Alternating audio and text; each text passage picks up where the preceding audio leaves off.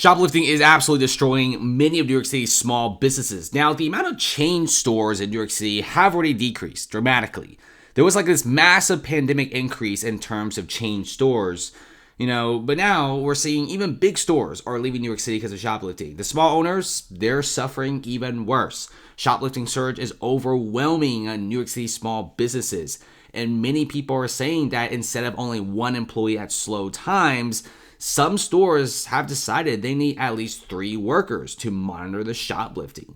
People, a lot of them just don't want to be here. A lot of people are kind of scared. There's also bad for morale. People are also saying that the crime on the streets is going up. The homeless issue is going up. And it seems like New York City is spending billions of dollars on the migrant crisis, but nothing for these poor small business owners who are literally paying incredibly high taxes to operate a store in New York City.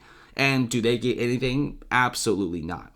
Now, the reason why is because there's basically no persecution for people who do shoplift. And if you also look into the numbers, $1,000 and under, well, just a misdemeanor, they won't really get arrested. And there really isn't much consequence. This is why New York is the worst. We weren't like that in the past, is what some store owners are saying.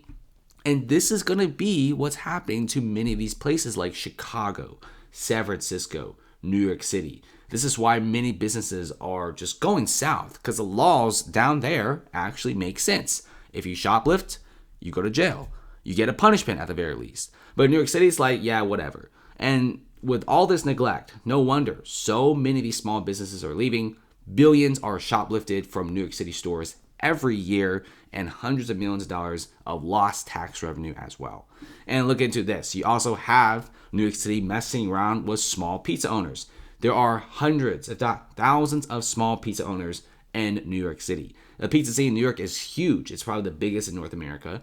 And you have $1 slices to $10, $20 a slice.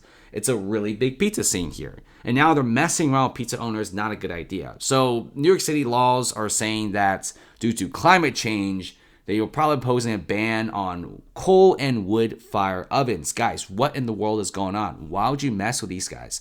Pizza owners don't even make that much money, some of them. The profit margins aren't incredibly high. The working hours are very, very long. And these, like I said, are very, very small stores. They need to do this to survive.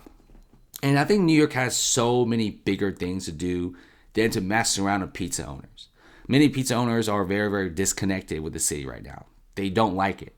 These crazy laws are being in place. There's already a whole migrant crisis going on. There's a big homeless issue, shoplifting issue. The population is declining in New York City. None of these things are ever getting addressed, but I guess their ovens are going to be the ones on the chopping block. And no wonder many business owners, small, large, medium, pizza guys, store owners, they were kind of sick and tired of this place, and they're all leaving.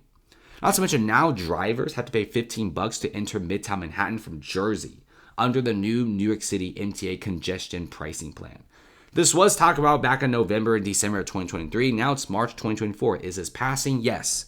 They want to generate $1 billion of revenue a year for the MTA. And many people are saying the reason why is they spent so much money on the migrant crisis that they got to refill their coffers somewhat. So not only do Midtown Manhattan restaurants and many small business owners will no longer get business from Jersey. Because think about it. If you live in Jersey, do you really want to spend $15 to cross the bridge and just go eat at your favorite restaurant? You might do it once every couple weeks now instead of twice a week, right? And this isn't just cars. It's motorcycles, it's trucks, it's Ubers and cabs. These are all destroying New York City small businesses. I mean, if you thought it was bad with them with the crazy shoplifting, messing with pizza owners, and now a $15 toll tax, which basically destroyed a lot of their business, well, it's going to get worse considering that it's not just in New York City, but the whole state of New York. People who power small businesses are leaving New York for greener pastures. I don't blame them. Why be in a place where doing business is so difficult and the taxes are so high? And also the population decline in New York City is enormous. 546,000 people have already left New York City for other areas. The fastest declining cities is like San Francisco, New York City, Chicago. The fastest growing cities is Las Vegas, Austin, Houston, Tampa, Miami. And that's where everyone is going. And by the way, if you think just doing real estate investing may be safe in New York City, think again. New York City homeowner gets arrested after changing locks of her own home after it got taken over by squatters. In New York City, anyone can simply claim squatter rights after 30 days of living at the home, which isn't even enough time for the state to do their investigation and their job. So basically, if you own a townhouse in New York City, you're basically screwed. If someone breaks in, lives there, well, yeah, it's no longer your crib.